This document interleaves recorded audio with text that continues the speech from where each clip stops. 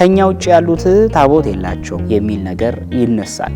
እንዲህ ያሉ ቃላት ስንጠቀም በጣም ጥንቃቄ ይፈልጋል። አግናጢዮስ ይያለን ያለ መሰዊያው አንድ ነው፣ ክርስቶስም አንድ ነው፣ ቤተ መቅደሱም አንድ ነው፣ ቁርባኑም ወደ አንድ ወደ ክርስቶስ የሚሄዱ ናቸው ይላል ሲያስቀምጥ። ስድስቱም እህት አብያተ ክርስቲያናት ታቦት አለን፣ አዎ አለን። ምን ማለቴ ነው ሳብራራው? መሰዊያ አለን ማለት ነው። ሰሌዳ፣ ማዕድ፣ ጠረጴዛ የሚሉ ቃላት በውስጥ አዋቂነት ቅድስናቸውን፣ ክብራቸውን የክርስቶስ ደም የሚፈስባቸው መሆኑን በማሰብ ሊሆን ይገባል። ጥንቃቄ ማድረግ ይገባል። እነሱ ታቦት የላቸውም ማለት በሌላ ቋንቋ መሰዊያ የላቸውም ወደሚል ትምህርት ይወስደናል። ቤተክርስቲያን ያለን ሰዎች የኛ ምእመን ስነ ልቦናውን መረዳት ያስፈልጋል። አንድ ሁለተኛ የሚሰማን በተለይ ሚዲያ ላይ የሚሰማን ማህበረሰብ በተለያየ አቅም ላይ ያለ ነው።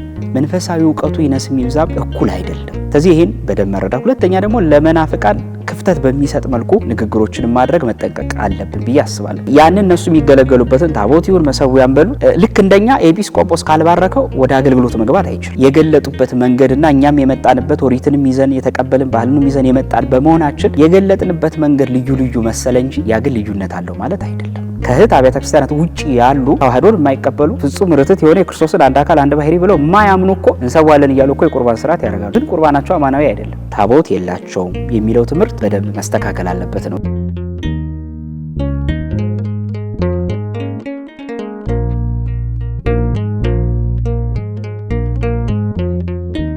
ከኛ ከኢትዮጵያ ውጪ ያሉ አሃት አብያተ ክርስቲያናት ወይም እህት አብያተ ክርስቲያናት አንድ አካል የሆንን ባንዲቷ የተዋህዶ ርትት በሆነችው ከሐዋርያት ጀምሮ በአፖስቶሊክ ሰክሴሽን ወይም በሐዋርያዊ ቅብብል ስትቀባበል የኖረችዋል ዶግማ፣ ቀኖኗ፣ ትውፊቷ ንቅ የማይገኝለት በተዋህዶ እምነት ምናምን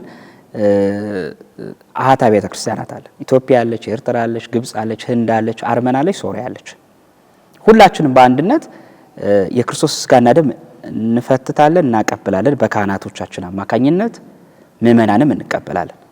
ስለዚህ በቁርባን ላይ በጥምቀት ላይ በመሰረታዊ የዶግማ ቀኖናዎች ጉዳዮች ላይ መሰረታዊ በሚባሉ ጉዳዮች ላይ ልዩነት የለን። ነገር ግን አንዳንድ ጊዜ ምን ይነሳል? ከኛ ውጭ ያሉት ታቦት የላቸውም የሚል ነገር ይነሳል። እንዲህ ያሉ ቃላት ስንጠቀም በጣም ጥንቃቄ ይፈልጋል። በተለይ ደግሞ ቤተክርስቲያን ያለን ሰዎች የኛ ምእመን ስነ ልቦናውን መረዳት ያስፈልጋል። አንድ ሁለተኛ የሚሰማን በተለይ ሚዲያ ላይ የሚሰማን ማህበረሰብ በተለያየ አቅም ላይ ያለ ነው። መንፈሳዊ ዕውቀቱ ይነስም ይብዛም እኩል አይደለም። ስለዚህ ይሄን በደንብ መረዳት። ሁለተኛ ደግሞ ለመናፍቃን ክፍተት በሚሰጥ መልኩ ንግግሮችን ማድረግ መጠንቀቅ አለብን ብዬ አስባለሁ። በደፈናው ስነሳ ስድስቱም እህት አብያተ ክርስቲያናት ታቦት አለን፣ አዎ አለን። ምን ማለቴ ነው ሳብራራው? መሰዊያ አለን ማለት ነው። ቅድም ምናልኳችሁ የታቦቱ በአዲስ ኪዳን ጽላቱ ዋና ዓላማው የክርስቶስን ስጋና ደም ለማገልገል ነው። ከዛ ቀጥሎ የሚመጡ ደግሞ ምክንያቶች አሉ። ስለዚህ ታቦት አላቸው ስላችሁ እንደኛ ያለ ቅርጽ ነው እንደኛ ያለ ማቴ እያልኩኝ እሱ ሌላ ጉዳይ ነው። እሱ ልዩነትም ሊባል አይችልም። ግን ከመሰዊያነት ክርስቶስን ለማገልገል ከተሰለፉ ሰራዊት አንጻር ግን እኛ ያለን አይነት የአገልግሎት አይነት ነገር ግን እነሱም አላቸው። ስለዚህ የላቸውም አይባልም የሚለው መጀመሪያ እናስተካክል። ይሄን ለማንሳት ግን እነሱ ታቦት የላቸውም ማለት በሌላ ቋንቋ መሰዊያ የላቸውም ወደሚል ትምህርት ይወስደናል። ምክንያቱም በሌሎች በመናፍቃን ዘንድ አንዱ የሚያነሱትን ጥያቄ ቤተክርስቲያን የምትመልሰው መልስ የሚያፋርስ ስለሆነ፣ ምክንያቱም ብዙ ጊዜ ይሄ ታድሶም ሌላውም መናፍቃን የሚያነሱት አንዱ ጉዳይ ምንድነው? አይ የእናንተ ቤተክርስቲያን እኮ ኢትዮጵያ ብቻ ናት አሁን ታቦት ምን የምትሉት ሌሎቹ እኮ የላቸውም ይላሉ። ግን አላት ቤተክርስቲያን ቅርጹ ምኑ መለያየቱ ልዩነትን ሊያሳይ ስለማይችል ማለት ነው።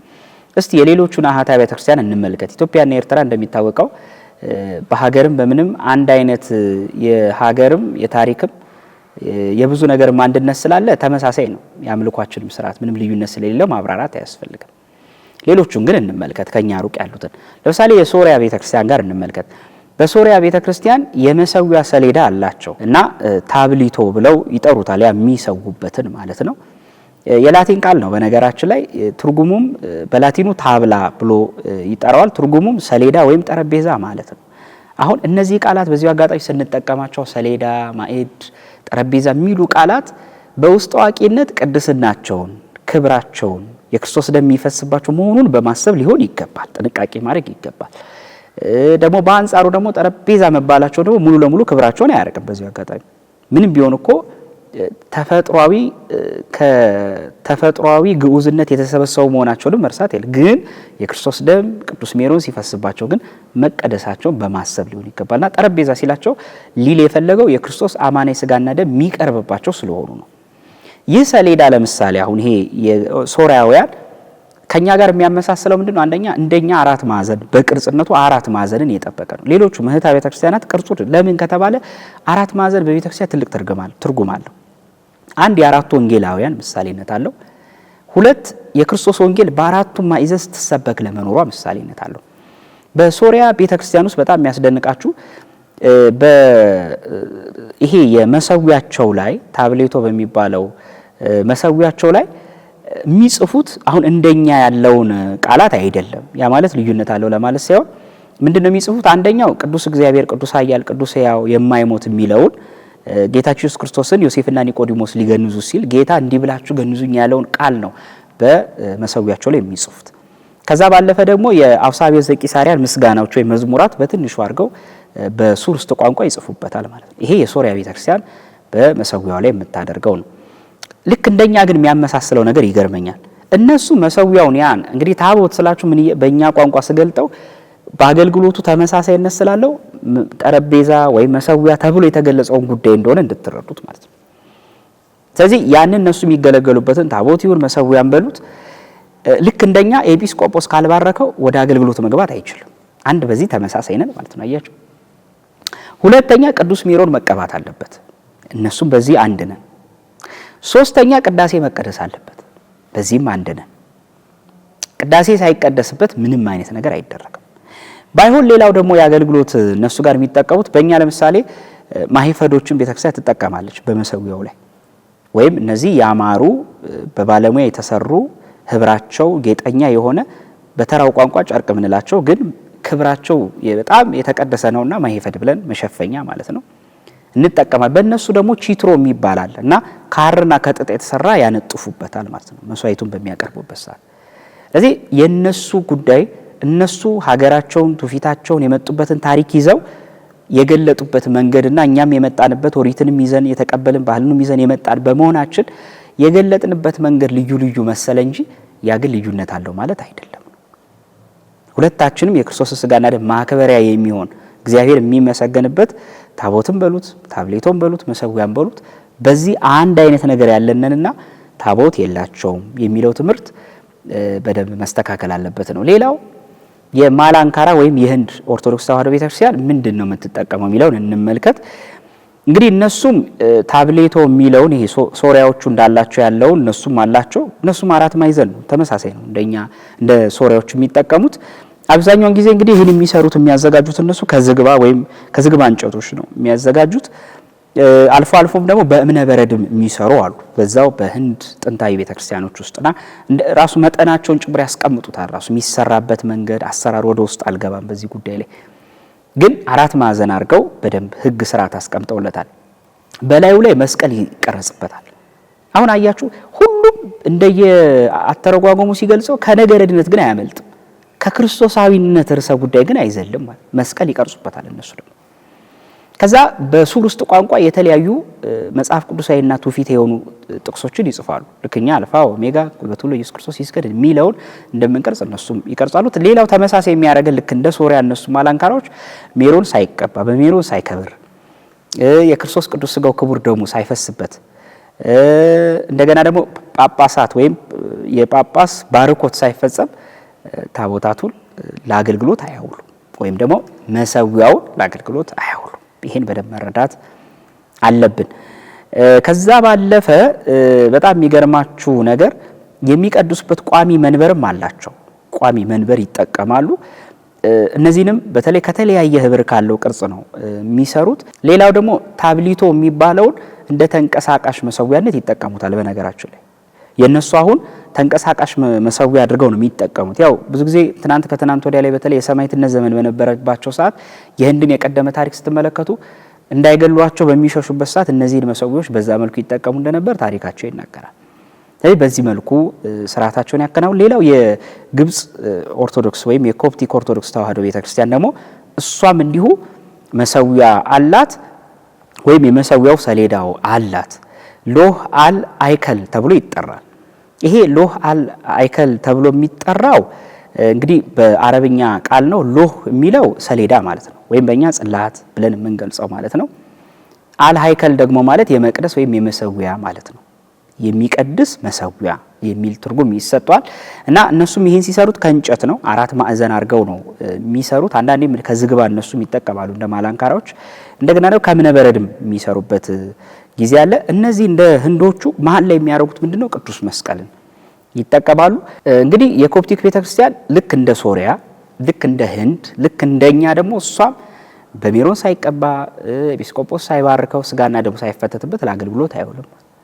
ስለዚህ ዋናው የታቦቱን ዋና ርዕሰ ጉዳይ አገልግሎቱን በዚህ መልኩ በባህላቸውን በጠበቀና በመጡበት ትውፊት መንገድ አንጻር የክርስቶስ ስጋና ደም በማከናወን ታቦትን ለአገልግሎት ያውሉታል ነው። የመጨረሻው ሌላ አርመን ነው።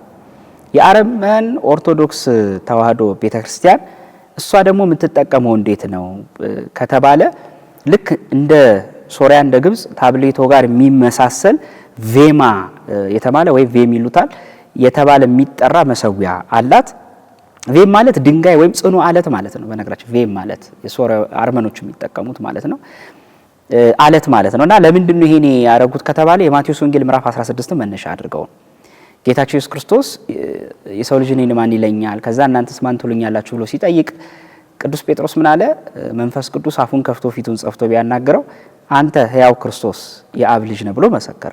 ይህን ጊዜ ጌታችን ኢየሱስ ክርስቶስ ምን አለው? የዮና ልጅ ስምዖን ስምዖን ሆይ ይህን ስጋና ደም አልገለጠልህ የአባቴ መንፈስ ገለጠልህ እንጂ አንተ አለት ነህ ወይም አንተ መሰረት ነህ፣ በአንተ አለትነት ቤተክርስቲያን እናንጻታለሁ የገሃነም ደጆች አይችሏትም ብሏል።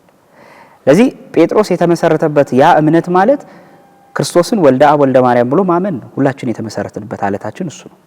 ስለዚህ ቬም ብለው የጠሩት ወይ ቬማ ብለው የጠሩበት ዋናው ምክንያት ከዚህ መነሻነት ነው። ጽኑ አለት የሚል በክርስቶስ ጽኑ አለትነት የተመሰረተች ቤተክርስቲያን ናት ለማለት ነው።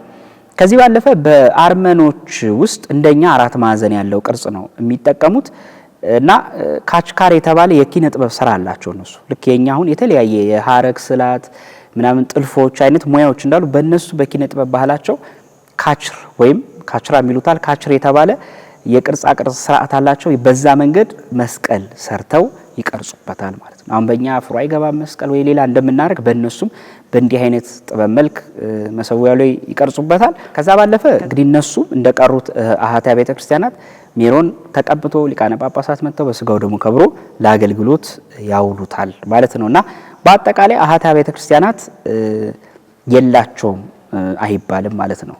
በትክክል መሰዊያ ያላቸው ምንድነው የሌላቸው ምንድነው ያላቸው ግን ሚለውን ማየት ያስፈልጋል። የሌላቸው ምንድነው ከተባለ ግን ቅድም ተስማማን፣ መሰዊያ የላቸውም ታቦት የላቸውም አይባልም። ነገር ግን ምን የላቸው ምን አላቸው ሚለውን እንመልከት። ለምሳሌ አንደኛ እንደኛ ያለ ታቦት ግን የላቸውም፣ እንደኛ የሚመሳሰል። ይሄ ማለት ግን ግብጾችንም ብትጠይቋቸው ደግሞ የሶሪያው እንደኛ ያለ አይመስልም ሊሏቸው ይችላል። አርመንንም ብትጠይቋቸው እንደኛ ያለ አይመስልም ሊሏቸው ይችላል። እኛ ከምን አንጻር ነው ከተባለ አንድ እንደተባለው የኦሪትን ትውፊት ይዘን የመጣን ስለሆነን የምንገልጽበት ወይም ታቦቱን የተዘጋጁበት መንገዶቹ የኦሪትን አንዳንድ ትውፊታዊ ነገሮችን ያያዛል። ያ መሆኑ ግን ኦሪታዊ ነው ማለት አይደለም። ጽላቱን የምናዘጋጅበት መንገድ ታቦታቱም ይዘጋጁበት መንገድ ይህ የቤተ ክርስቲያን የውስጥ ሚስጥር ስለሆነ እንጂ ብዙ አይነት ቤተ ክርስቲያን ራሷን የገለጠችበት ቀለም አላት፣ ኢትዮጵያዊነትን የገለጠችበት። ይሄ ማለት ግን በአገልግሎቱ ግን ታቦት ነው፣ መሰዊያነት ነው። ከዛ አንጻር ግን ከሌሎቹ ጋር የሚለይበት ምንም ምክንያት ሊኖር አይችልም። የማቴሪያሎቹ ልዩነት የነዚህ ቅዱሳት የሆኑ ንዋያተ ቅዱሳት አዘገጃጀትና መገለጫው መንገድ ልዩነት ታቦትነትን ወይም መሰዊያነትን ወደ መለየት ግን አያሸጋግረው ነው። ለምሳሌ አንድ ምሳሌ ላንሳ፣ ጥሩ ቀላል ምሳሌ። እኛም ብንሆን ቅዳሴ ያለን፣ ሌሎቹ ማህታ ቤተክርስቲያናት ቅዳሴ ይቀድሳሉ። ነገር ግን እኛ የቅዱስ ያሬድን የቀደሙ የና አባ ጊዮርጊስ ዘጋስጫ ከሊቅ ከቅዱስ ቅዱስ ሲቀባበል የነበሩን ያማሩን የቅዳሴ ስራ ዛሬ ያሬዳዊ በሆነ መንገድ ቅዳሴ ይቀደሳል። ነገር ግን እኛም ቅዳሴ እግዚእ ስንቀድስ እነሱም ቅዳሴ እግዚእ ይቀድሳሉ። አንድ የሚያደርገን ሁለታችንም ቅዳሴ እግዚእ መቀደሳችን፣ ዜማችን ግን ሊለያይ ይችላል። ያ ማለት ግን እግዚአብሔር ጋር ሲደርስ አንድ ምስጋና ሆኖ ነው የሚቀርበው። ለምን? አንድ ርትዕት ከሆነች ቤተ ሃይማኖት ስለሚወጣ ማለት ነው። በደሙ ከመሰረተው ልጆቹ የሚሰማ ድምጽ ስለሆነ ማለት ነው። የቋንቋው መለየት የዜማው መለየት ግን አይ እኛ ያለን እነሱ ስለሌላቸው ምስጋና ይለያያል ግን አንልም። የነሱም ዝማሬ ነው ምስጋና ነው፣ የኛም ምስጋና ነው። የኛ ዜማ የሚዳኘው በቅዱስ ያሬድ የሚዳኝ፣ እነሱ ደግሞ በሰጣቸው ቅዱስ ወይም ባስቀመጡት የቀኖና የዜማ ስርዓት ደግሞ ይዳኛል። ምስጋናችን ግን አንድ ነው እና እንዲህ ያሉ ጉዳዮችን ከሌሎች እህት አብያተ ክርስቲያናት ያለውን ጉዳይ በደንብ ማወቅ መሰረታዊ ጉዳይ ላይ በማተኮር ልዩነት እንዳለን ሳይሆን አንድ እንደሆንን የሚሰብክ ላይ ማዘንበል አለብን። ሁልጊዜ እኛ እህት አብያተ ክርስቲያናት አንድ መሆናችን ላይ ነው በተለይ ትምህርታችንም ስብከታችንም ንግግራችንም ማተኮር ያለበት። አንዳንድ ልዩነቶች ደግሞ እንደ ልዩነት ላይ ይታዩም ይችላሉ። የመጣንበት ባህል የመጣንበት ትውፊት ያሳለፍናቸው የመከራና የደስታ ወቅቶች እነዚህ ሁሉ ያመጡት ውጤት እንጂ በመሰረታዊ ጉዳይ ላይ ግን ምን ላይ አይደለንም ነውና በአጠቃላይ የኢየሱስ ክርስቶስ ስጋና ደም የሚፈተትበት ለሐዲስ ኪዳን ለማገልገል ከተሰለፉ ወይም ከተመረጡ አገልጋዮች መካከል አንዱ ቅዱስ ታቦት እና እኛም እንዳለ እነሱ አላቸው የሚለውን መረዳት ያስፈልጋል። በሐዋርያት ዘመን በሐዋርያና አበው ዘመን ልክ እንዳሁኑ መሰዊያ ይጠቀሙ ነበር ወይ? የክርስቶስ ስጋና ደም ምን ላይ ነው የሚሰውት ከተባለ ምናልባት አሁን ባለው ደረጃ እንዲ ነገር ባይኖር ግን በጊዜያቸው መሰዊያ ነበር። ይሄን ምስክርነታቸውን ማንሳት ይቻላል። ለምሳሌ አንደኛ ቆሮንቶስ መልእክት ምዕራፍ 10 ቁጥር 21 ላይ መሰዊያ እንደነበረ ቅዱስ ጳውሎስ ይነግረናል። ምን ይላል? የጌታን ጽዋና የአጋንንት ጽዋ ልትጠጡ አትችሉም፣ ከጌታ ማዕድና ከአጋንንት ማዕድ ልትካፈሉም አትችሉም ይላል። አሁን በደንብ አስተውሉ። ቅዱስ ጳውሎስ የጌታን ጽዋ ከአጋንንት ጽዋ ልትጠጡ አትችሉም፣ ከጌታ ማዕድና ከአጋንንት ማዕድ ልትካፈሉ አትችሉም ማለት የጌታ ማዕድ ያለው የክርስቶስ ቅዱስ ስጋው ክቡር ደሙ የሚሰዋበትን መሰዊያውን ከማዕዱ ጋር አንድ ላይ ያንን አደባባዩን በቅዳሴ ሰዓት በክብር ምን ሰግድለትን ለሁላችን የሚሰጠው አማናዊ ሆኖ የሚቀደሰው የክርስቶስ ስጋና ደም ያለበት ከነመሰዊያው ነው አንድ ላይ ነገረን። አሁን ይሄ ጥቅስ ታዲያ የተነገረው ስለምንድን ነው? አንዳንዶች አይ ቅዱስ ጳውሎስ እዚህ ላይ የጌታ ማዕድ ያለው ምእመናን ይሄ ተሰብስበው ዝም ብሎ የሚበሉት መብል ነው የሚላል፣ ግን አይደለም። ቅዱስ ጳውሎስ የጌታ ማዕድ ብሎ የገለጸው ያው ተራ መብል ሳይሆን ወይም ደግሞ ዝም ብሎ እኛ ተሰባስበን እንደምንበለው አይነት ዝክራዊ ጉዳይ አይደለም እያወራ ያለው ስለ ክርስቶስ ቅዱስ ስጋና ክቡር ደም ነው፣ ስለ መሰዊያው ነው። ይሄንን እስቲ የአንድ የሁለት ቅዱሳን ምስክርነት እንመልከት በደም። ለምሳሌ ቆጵርያኖስ በድርሳኑ ላይ ለምሳሌ ምን ይናገራል? ይሄ ሲተረጉመው በቅዱስ ቁርባን የጌታ ስጋና ደም የተቀበሉ ከንፈሮች አጋንንት ወደሚሰግዱበት ማዕድ ሄደው የጣዖትን መስዋዕት ሊቀበሉ አይገባቸውም። የጌታ ጽዋ ሰላምን፣ ቅድስናን፣ ሰማያዊ ሕይወትን የሚሰጥ ነው። የአጋንንት ጽዋ ግን ሞትንና ዘላቂ ጥፋትን ያመጣል ይልና ቀጥሎ ደግሞ እንዲህ ይላል በድርሳኑ ላይ አንድ ሰው ከእግዚአብሔር መሰዊያ ወደ አጋንንት መሰዊያ እየተመላለሰ በሁለት መንገድ ሊሄድ አይችልም። በቤተ ክርስቲያን ውስጥ ካለው መንፈሳዊ ማዕድ የምትካፈሉ ከሆነ ሕይወታችሁን ከአረማውያንና ከዓለማውያን አምልኮና ምኞት ፍጹም መለየት አለባችሁ ይላል። ስለዚህ ቅዱስ ጳውሎስ ቆሮንቶስ ላይ የጌታ ማዕድ ብሎ የገለጸው አንድ ተራ እንደው ዝም ብሎ ተዘክሮ ታስቦ እንደሚውል ተራ ማዕድ አይደለም። ቅዱስ የሆነውን የክርስቶስ ደም ነው፣ የሚፈርደውን የክርስቶስ ደም ነው፣ የሚያነጻውን የክርስቶስ ደም ነው፣ ቤዛ የሚሆን የክርስቶስ ደም ነው። ያጋንንትና አሽክላ ቆርጦ ጥሎ ለነፍሳት ሕይወትን የሚሰጠውን የክርስቶስ ስጋና ደም ነው። እሳተ መለኮት የሆነው ማንም ሊቀርበው ማንም ሊደፍረው የማይችለውን ስጋና ደም ነው። ያን ከመሰዊያው ጋር ነው የጌታ ማዕድ ብሎ የጠቀሰው ነው። ሌላ በዚህ ጉዳይ ላይ የምናነሳው ምናልባት ቅዱስ ዮሐንስ አፈወርቅ አንድ የተናገረውን ነገር ነው። በዚህ በቆሮንቶስ በተረጎመበት ድርሳኑ ላይ ምን ይላል? ሐዋርያው ይላል አትጠጡ አላለም ይላል ሲያነሳ፣ ይልቁንስ ልትጠጡ አትችሉም አለ እንጂ። ይህም ማለት ሁለት ነገሮች በተፈጥሯዊ ነገር ፍጹም ተቃራኒ ሆነው አንድ ላይ ሊሆኑ ስለማይችሉ ነው። የክርስቶስን ደም ከጠጣህ በኋላ እንዴት መልሰ ያጋንንትን ጽዋ ማለትም የጣዖትን መስዋዕት ልትቀበል ትወዳለህ ይላል ዮሐንስ አፈወርቅ። ስለዚህ ቅዱስ ጳውሎስ እየተናገረ ያለው የጌታ ማዕድ ያለው መስዋዕተ ክርስቶስን ከነ መሰዊያው ነው አንድ አድርጎ እዚህ ላይ የነገረን ማለት ነውና በሐዋርያትም ዘመን በነገራችን ላይ ነበር ይሄ መሰዊያ። ዛሬ ቤተክርስቲያን በቅዱሳት ታቦቱ ፊት በመንበሩ ፊት ካህኑ ሲሰዋ የክርስቶስ ቅዱስ ስጋው ክቡር ደሙን ሲያቀብልንና ሲያቆርበን አሁን ያለችው ቤተክርስቲያን እንደ እንግዳ ደራሽ እንደ ውሃ ፈሳሽ የመጣች አይደለች። ቅዱስ ጎርጎርዮስ ዘኑሲስ ይናገራል ራሱ ስለ አገልግሎቱ እንዴት በሚሮን እንደሚከብሩ ጭምር በድርሳኑ እኮ ይናገራል። እና አሁን ያለችው ቤተክርስቲያን የትናንት አባቶቿ ከአባቶች ወደ አባቶች በአፖስቶሊክ ሰክሴሽን ወይም በሐዋርያዊ አበው ትውፊት ስትተላለፍ የመጣች ናት እንጂ ወይ የኢትዮጵያ ኦርቶዶክስ ቤተክርስቲያን ጋር ብቻ ያለ ወይ የሆነ ሰው አምጥቶ የጫር አይደለም። በፍጹም ከቀደመ ከቤተክርስቲያን ሲመጣ የነበረ ትውፊቷ ስርዓቷ መሆኑን ውድ ኦርቶዶክሳውያን ልታውቁና ልትረዱ ይገባል የሚለውን ለማንሳት ያህል ነው። በመጨረሻ ቅዱስ አትናቴዎስ በድርሳኑ ላይ ደግሞ እንዲህ ይላል። በቤተ መቅደስ ውስጥ ያለችው ይቺ ጠረጴዛ ይላታል። ያው ጠረጴዛ ሲል በእነሱ በሚጠቀሙበት ቀጥታዊ ትርጉም ቃል ስለሆነ ማለት ነው። ቴብል የሚለውን እኛ ማዕድ እንለዋለን ወይም ታቦት የምንለው ማለት ነው። ክርስቶስ ስጋውና ደሙን የቆረሰባት ይችን የእውነተኛዋን አራት ቅርጽ የምታሳይ ጠረጴዛ ናት ይላል። ቅድም ያልኳቸውን ስድስቱ አሃታ ቤተክርስቲያናት አንድ የሚያደርገን ቅርጹ አራት ማዕዘን የሆነው በአራቱም ወንጌላውያን የተሰበከ አንድም ክርስቶስ በአራቱም ማዕዘን ወንጌል እንዲሰበክ ለማድረጉ ምሳሌ ነው ያለው ነው ቅዱስ አትናቴዎስ አሁን ያነሳው። ቅዱስ አግናጢዮስ ደግሞ ምጥው ለአንበሳ ምን ይላል ሲናገር በድርሳኑ ላይ ሁላችሁም እንደ አንድ ሰው ወደ አንዱ የእግዚአብሔር ቤተ መቅደስ ይላል። በደንብ አስተውሉ። ወደ አንዱ የእግዚአብሔር ቤተ መቅደስ፣ ወደ አንዱ መሰዊያ፣ ወደ አንዱ ኢየሱስ ክርስቶስ ሩጡ። ከአንዱ መሰዊያ ውጭ የሚሆን ቁርባን የለንምና ይላል። ምናልባት አሁን እህት አብያተ ክርስቲያናት በተባለ የኢትዮጵያ ኦርቶዶክስ ቤተክርስቲያን ቀድሳ ታቆርባለች፣ ግብጽ ቀድሳ ታቆርባለች፣ ህንድ ቀድሳ ታቆርባለች፣ ሶሪያ ቀድሳ 6 አሃታ ቤተክርስቲያናት ቀድሳ እናቆርባለን። እንደመጣንበት ትውፊትና ባህል በተለይ እኛ ደግሞ የኢትዮጵያ ኦርቶዶክስ ቤተክርስቲያን በቀደሙ አባቶቻችን ኦሪትንም ከእስራኤል ቀጥላ ሐዲስ ኪዳንም ከሀገረ እስራኤል ከተሰበከው ወንጌል ቀጥላ ወዲያው በ34 ዓመተ ምህረት ክርስትናን የተቀበለችና ያመነች ቤተክርስቲያን ናት። እኛ የተሻለ የወንጌልም የትውፊትም የትርጓሜም የብዙ ሊቃውንትም አሻራ ያደረብን። ይሄ ማለት ግን እኛ እዚህ የሰዋነው ቁርባንና እነሱ የሰውት ቁርባን ግን ልዩነት የለውም። በአንዲት ተዋህዶ እምነት ውስጥ የሚፈጸም ስለሆነ ማለት ነው።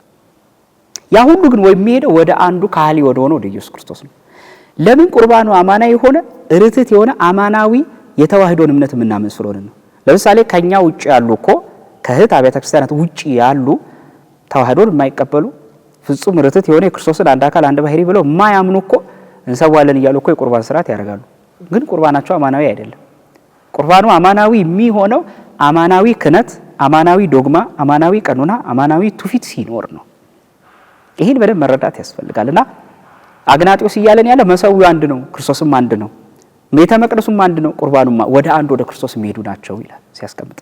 ስለዚህ ዛሬ በቅዱሳን መታሰቢያ በተለያየ ሀገራችንና ስፍራዎች ላይ ታቦታቱ ቁርባኑ ሲፈጸም በአንድ ቀን የሚፈጸመው ቁርባን ግን ሁሉም ወደ ክርስቶስ የሚሄድ ነው፣ አንድ ነው ማለት ነው። ያ አንዱን የክርስቶስ ስጋና ደም አይደለ ካህናት ይሄንን ለሁላችን ሲያደርሱን ሲያቀብሉን የሚውሉት እና ኦርቶዶክሳዊነት ወደ አንድ ማዕከል ወደ ክርስቶሳዊነት የሚደርስ ስለሆነ ታቦታት ይለያያል የሚሉ ቋንቋዎች እንዲህ ያሉ ክፍተቶች እንዳያመጣ እንጠንቀቅ ለማለት ነውና በአጠቃላይ ይሄን በደንብ ማንሳት አለብን። የመጨረሻ ማነሳው ቅዱስ ቄርሎስ የተናገረውን ተናግሬ ነው ማጠቃለለው። ቅዱስ ቄርሎስ ግን ምን ይላል? የቀድሞ ታቦት በውስጡ የድንጋይ ጽላትን ይዞ ነበር፣ ያሁኑ ግን አማናዊ ታቦት ግን የሕያውን የእግዚአብሔር ስጋና ደም ይዟል። አያችሁ ልዩነቱ? ቄርሎስ እኮ ነው የሚያነሳው እያነጻጸረልን ማለት ነው። የቀድሞ የያዘው ድንጋይና ጽላት ነበር አለ። ያ ደግሞ በዛ ላይ ደግሞ የእንስሳ ደም ይፈስበታል። ያሁኑ አማናዊ ታቦት መሰዊያ ግን የሕያውን እግዚአብሔርን ስጋና ደም ይዟል። የቀድሞው ጥላ ሲሆን ያሁኑ ግን እውነተኛ አምልኮ ነው ይላልና የቀደሙ አባቶቻችን እንኳን በዚህ መልኩ የመሰከሩለት ቁርባን መሆኑ በደንብ መረዳት መሰዊያ መሆኑን መረዳት ያስፈልጋል። ያስተማረን የመከረን ሁሉ እግዚአብሔር ስሙ የተመሰገነ ይሁን። ስብሐት ለእግዚአብሔር ወለወላዲቱ ድንግል ወለመስቀሉ ክቡር።